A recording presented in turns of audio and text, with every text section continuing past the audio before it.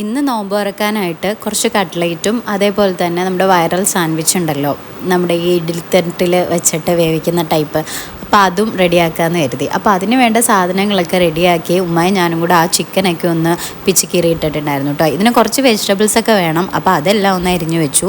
പിന്നെ നമ്മുടെ കട്ട്ലേറ്റ് മസാലയൊക്കെ ആക്കി വെച്ചിട്ടുണ്ടായിരുന്നു. അപ്പോൾ അത് രണ്ടും ഒന്ന് കുഴച്ച് ആ ഒരു ബ്രെഡ് ക്രംസിലും അതേപോലെ എഗ് വാഷിലേക്ക് ഒന്ന് മുക്കി അതൊന്ന് മാറ്റി വെച്ചു. ഞാൻ ഈ വൈറൽ സാൻഡ്വിച്ചിൻ്റെയും അതേപോലെ തന്നെ ഈ ഒരു കട്ട്ലേറ്റിൻ്റെ വീഡിയോ ചെയ്തിട്ടുണ്ട്. സാൻഡ്വിച്ചിൻ്റെ വീഡിയോ ഞാൻ നാളെ അപ്ലോഡ് ചെയ്യാം കേട്ടോ.